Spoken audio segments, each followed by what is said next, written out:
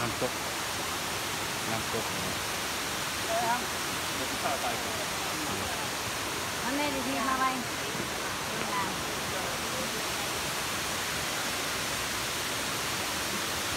โอ้งามครับ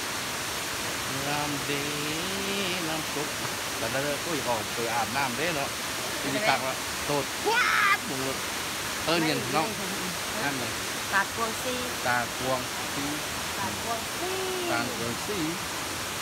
ตาดกวงตากวงซี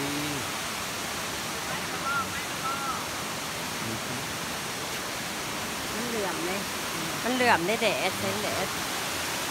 พูดไปบนห่มคือสุดๆเลย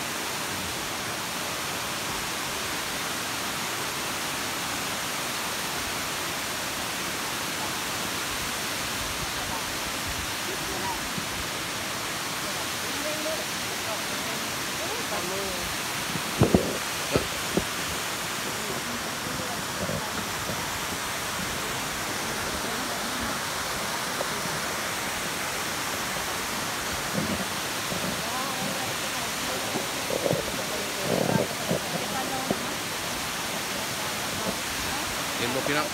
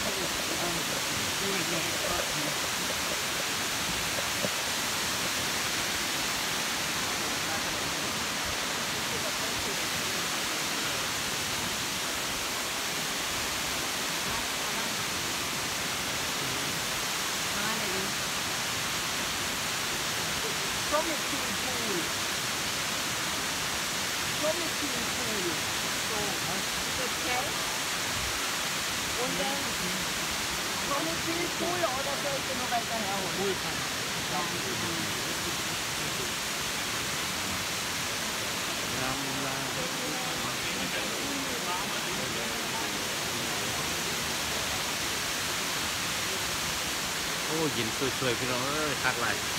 โอ้ยแกส่งลงไปเนาะตูนลงเลยเนาะว่าสันสักโอ้ยคักไหลคักบ่มามิคัก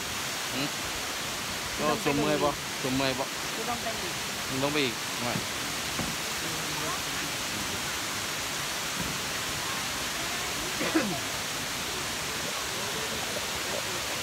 นี่แหละกำไรชีวิตพี่น้องเอ้ยกำไรชีวิตเห็นให้เห็นเขามีอายุมันคนยืนมาเที่ยวมาเล่นเห็ดหลังจากเขาเห็ดล่าเหตุการณ์เมื่อยเอาเถอะไปมาหาเที่ยวหายังเงินคำออกไปน้ำมาได้เลยพี่น้องเอ้ยตายไปเลยนี่แหละความสุขเลยความสุขบ้านปลายชีวิตว่าสันสัก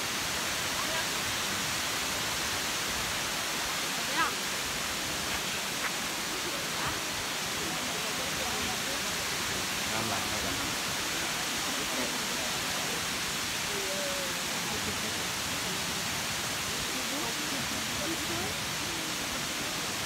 เต่าทำไมเต่าเนี่ย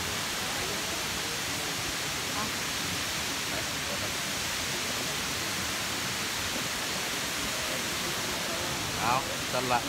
ว่าสันสักไปทายมองอื่นให้เบิ่งเด้ออ้าวขอบใจละลายอักแพง